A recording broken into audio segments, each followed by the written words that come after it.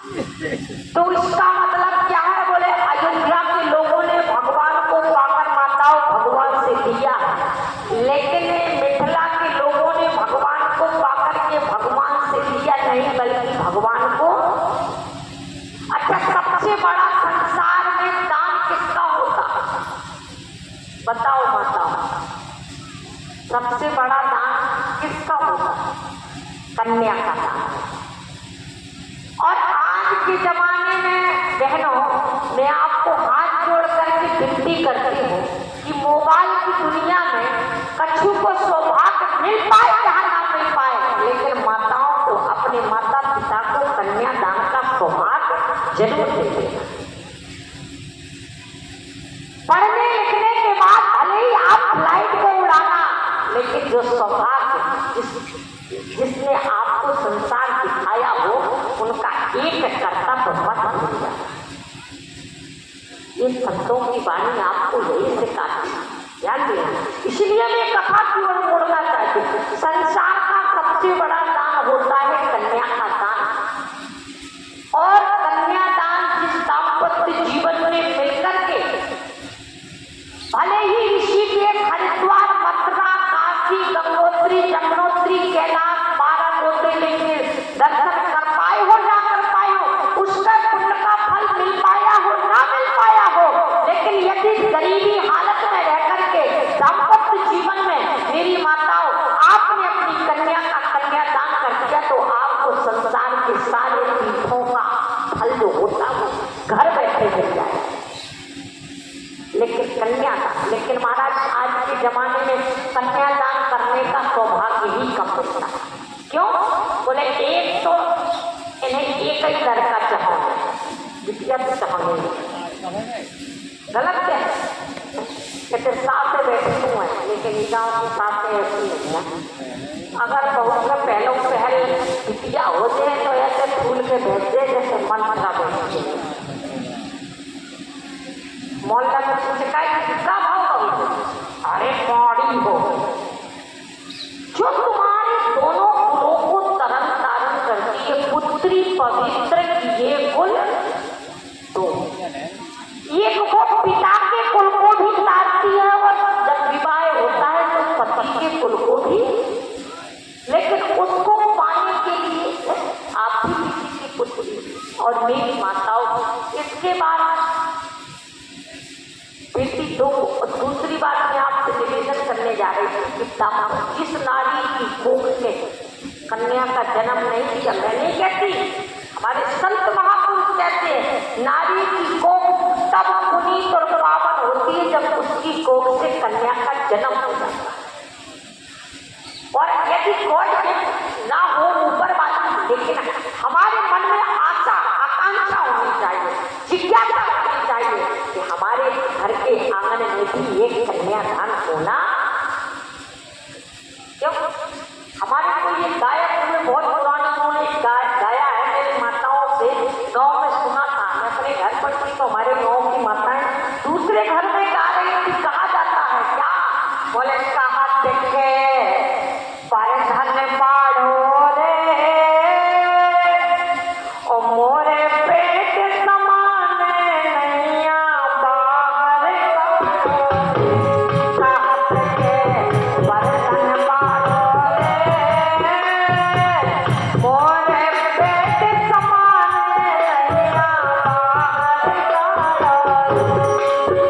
अरे तेरे अंगना में खेले थे हमें एक दिल चैया मैया, तेरे अंगना में खेले थे हमें एक दिल चैया मैया, कोई अंगना में बाबुल रे पाले नहीं घोरैया, हरी रो मंडप गाड़ो रे, हरी रो मंडप गाड़ो रे। भाव क्या है मेरी माताओं? कन्यादान। जिस दिन आप कन्यादान, जितनी खुशी बहू को बुलाने में नहीं होती, जितनी खुशी बेटी की माँ और बेटे को बेटा को जब होती, जब उसके द्वार पर बेटी का तमाम किसी माँ जाता है तो उसका हृदय गदगद हो जाता है। आप सुनैना को देखिए, आप मैना को देखिए, प्रेम के अश्रों की धारा बहने लगती है और मन में सोचती है कि आज मेरा सौभाग्य का समय आ गया। आज मैं कितनी सौभाग्यशाली हूं जो मुझे वो पुण्य का फल मिल रहा है।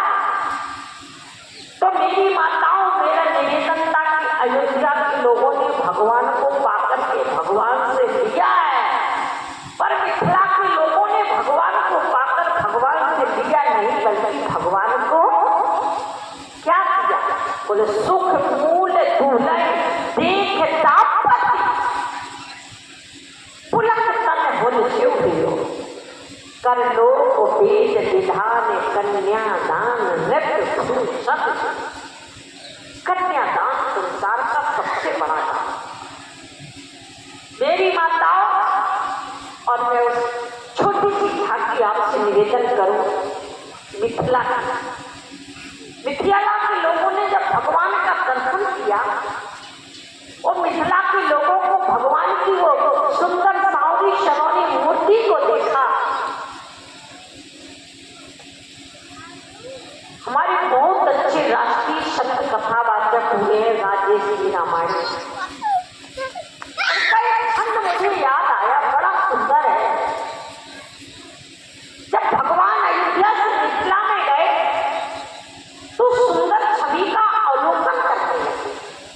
क्या बोले? अवधि को बिलो को देख लागल विधु की कर तू चपून, लेकिन जनकपुरी देख के वही विधु परेशान है। वो ब्रह्मा भी परेशान हो गया उस मिथिला के दिव्य दृश्य देखकर। क्यों?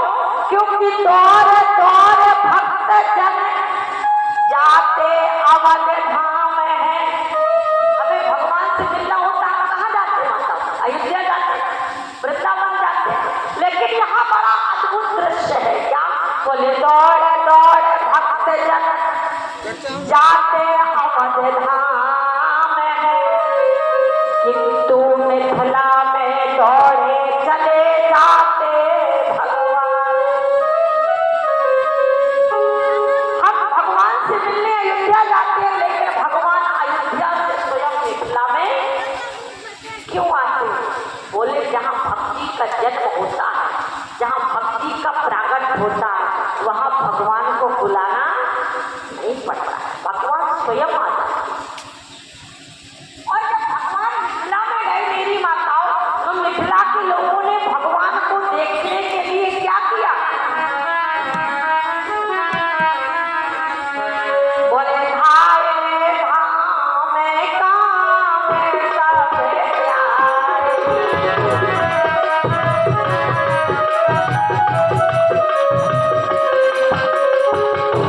धाये धाम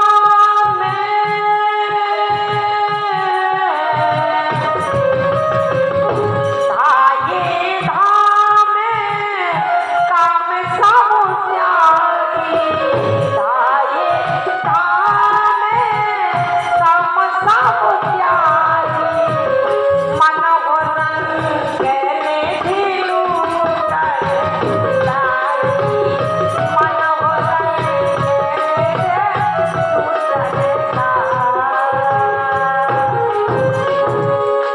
जैसे इस ग्राम के लोग रिगवाला में लोगों को भगवान की भक्ति में इतने प्रवाहित है कि क्या किया? बोले भगवान की कथा सुनने के लिए, भगवान का भाव सुनने के लिए आपने क्या क्या छोड़ा?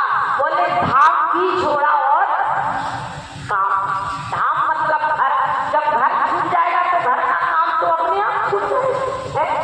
अच्छा ये बताओ, जितना आनंद आपको यहाँ मिल रहा है, जितना सुख आपको यहाँ मिल रहा है, आप चाहे सोने के सिंहासन पर बैठ जाना, इतना सुख आपको कहीं मिलने वाला। क्यों? बोले ये वो सुख में आप बैठे हैं जहाँ तात स्वर्ग अपि वर्ग सुख